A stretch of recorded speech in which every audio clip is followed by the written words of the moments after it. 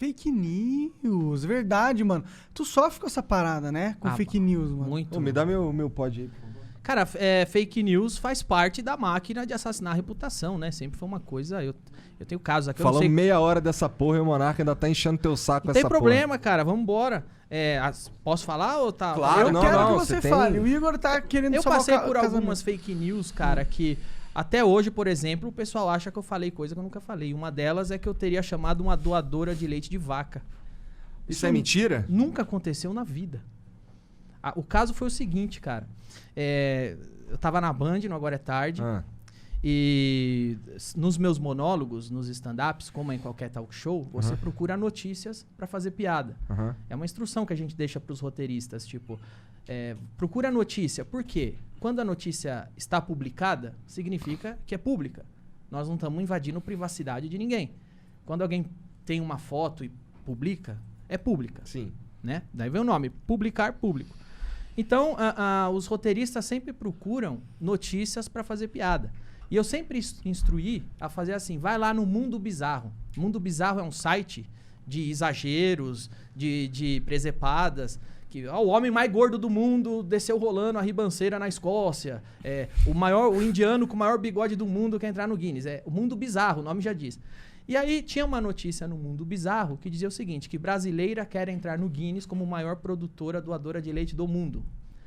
Essa notícia, ela não tinha o viés dramático nem o viés filantropo. E era uma notícia que já estava virando meme. As pessoas estavam comentando essa notícia. E um dos roteiristas achou que essa notícia, como estava sendo comentada e estava no Mundo Bizarro, tinha os elementos cômicos, tinha o exagero, tratava-se de entrar no Guinness, ele achou que seria uma boa fazer uma piada com isso. Uma piada com uma pessoa que já está virando meme, com uma notícia esdrúxula, que era o viés, mais uma vez. Nunca foi um viés filantropo nem de dramático. Sempre foi brasileira, quer entrar no Guinness. É uma notícia sobre o Guinness. E ele fez a piada. E a piada que eu contei no programa foi, ela quer entrar no Guinness como a maior produtora de leite do mundo, mas o Kid Bengala já entrou também nessa categoria. Não tem nada a ver com ela. Não teve nada a ver. É, de fato, uma piada. Tem a estrutura de piada, tem o setup, tem o punch. A piada tem uma estrutura própria, como qualquer obra literária. Você consegue dissecar. E ela, no papel da piada, ela era o setup da piada, não era o punch. O setup é o fato. O punch é a distorção cômica.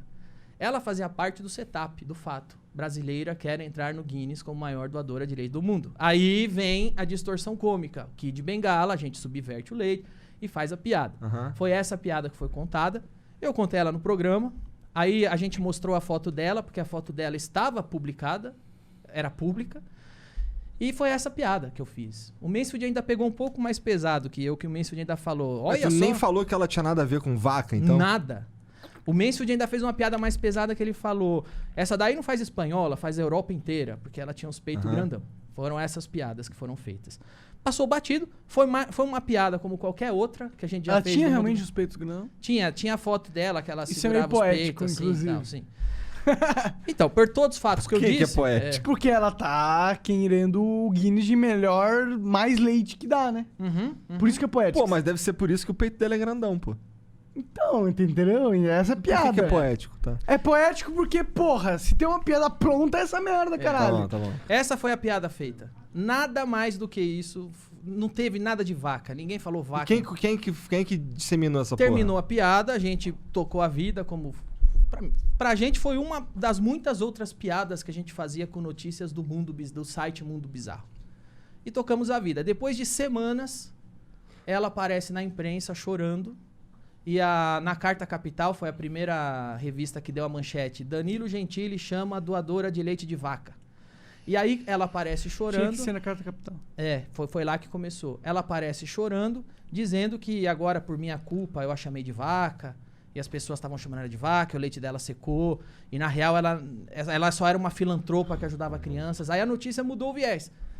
Não era mais quer entrar no Guinness, e sim é uma filantropa nordestina, pobre, vítima, que sofreu uma exposição, humilhação, e ela estava chorando, dizendo que eu a chamei de vaca, e aí eu mandava o vídeo, falava, ó, este é o vídeo da piada. Em nenhum momento eu disse vaca, a piada é essa, não é nem com ela, é o Kid Bengala. Cara, isso foi pra Folha de São Paulo, isso foi pra Isto É, e todos os lugares noticiou que eu chamei uma doadora de leite de vaca. Isso nunca aconteceu.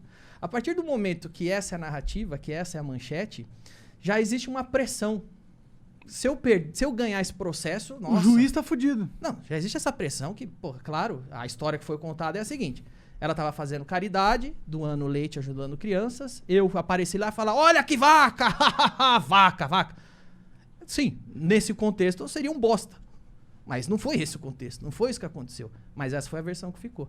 E a gente põe o DVD no processo, eu mando pros jornalistas, tá aqui a piada, não tem vaca. Por que você não faz a manchete? Fez piada com o Kid Bengala, essa é a piada. E virou essa narrativa. Eu tenho muitas outras, cara, que eu já passei. Por exemplo, eu me lembro que eu tinha uma série politicamente incorreta, foi pro ar pela FX em 2014. Eu fazia o papel de um deputado xarope, que só fazia merda e falava merda. E o deputado, de repente, na história, o meu personagem chamava Atílio Pereira, ele vai no Congresso Nacional e ele quer banir tem uma discussão lá para banir o uso da vírgula. A gente zoava muito as coisas idiotas que o deputado ficava discutindo. E aí eu levava um cartaz e o cartaz estava escrito assim: não sou negro, graças a Deus. E eu falava, vejam como a vírgula faz diferença. Se a vírgula estiver aqui, não, vírgula, sou negro, graças a Deus. Essa é uma boa frase. O cara tem orgulho de ser negro. Mas se eu tiro a vírgula, olhe como fica uma coisa racista. Não sou negro, graças a Deus. Essa era a cena cômica. Os caras tiraram um print onde eu tô do lado do cartaz escrito não sou negro, graças a Deus. E começaram a passar isso em um monte de ONG, de defesa afrodescendente, como se fosse eu segurando um cartaz que eu não sou negro, graças a Deus.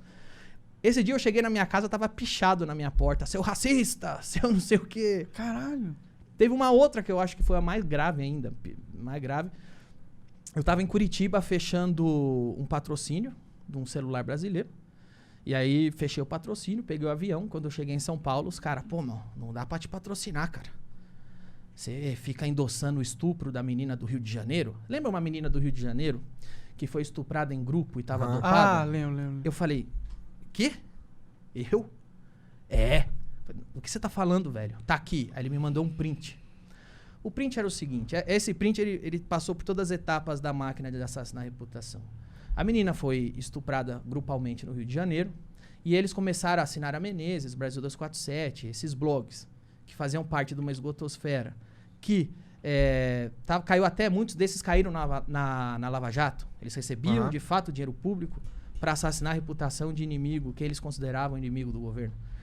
Esses caras foram caçar alguma coisa que eu falava que desse margem para interpretação. Eles foram pegar um tweet meu de 10 anos atrás, que eu tava comentando o Big Brother. Teve um caso no Big Brother que o casal ficou bêbado e transou, e todo mundo tava tirando sarro, e o cara era feio, a mulher era bonita. E eu comentei alguma coisa que foi mais ou menos assim, eu não me lembro, mas era mais ou menos assim. Os cara foi esperto, esperou a mina ficar bêbada, pra achar ele atraente e eles transar.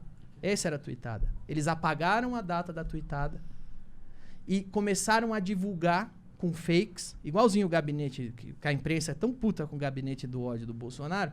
Quando o gabinete do ódio era do outro lado, a imprensa não se incomodava. Nenhum pipi. Pelo contrário, ainda absorvia o que eles criavam. É. Aí eles pegaram esse meu print, apagaram a data e começaram a compartilhar como se aquela fosse uma opinião minha a respeito do estupro do Rio de Janeiro que estava acontecendo naquele dia. E eu dizia, foi esperto, esperou a menina ficar bêbada pra transar com ela. Como se eu estivesse falando da menina dopada que foi estupra grupalmente. Sendo que era uma tweetada de 10 anos atrás a respeito de uma galhofa do Big Brother. Caralho. E aí, cinicamente, eles começam a compartilhar. E isso tá lá na esgotosfera, tá lá nos blogs sujos. A hora que vê, sobe pro mainstream. Tá na Carta Capital. A hora que vê, sobe pra Folha, sobe pro mainstream. E a mentira vira verdade. A ponto de eu chegar em casa, ligar no Sport TV. O Sport TV não tem nada a ver com esses assuntos. E o Trajano tá falando. Inclusive, o Danilo veio aqui um tempo atrás e faz apologia ao estupro. Olha a máquina. Onde começou e onde parou. Isso a gente sofreu muito. Tem muita gente que simplesmente não vai ver realmente qual é da informação. Jamais. Os caras trabalham com manchete. Ninguém lê a notícia. Se você promover uma manchete, pronto, eu chamei a doadora de leite de vaca e acabou. E eles já saem apedrejando. E aí o sistema jurídico acompanha isso, o que é bizarro. E aí é isso. Aí o Trajano falou que fazia apologia. E só que veja bem, apologia ao estupro é crime. Não é uma opinião que eu faço apologia. É um crime que tá... É igual falar, você é estuprador. Pô, isso é pesado, pô. Você tem que provar. Eu faço apologia ao estupro, tenho que provar. Mas foda-se.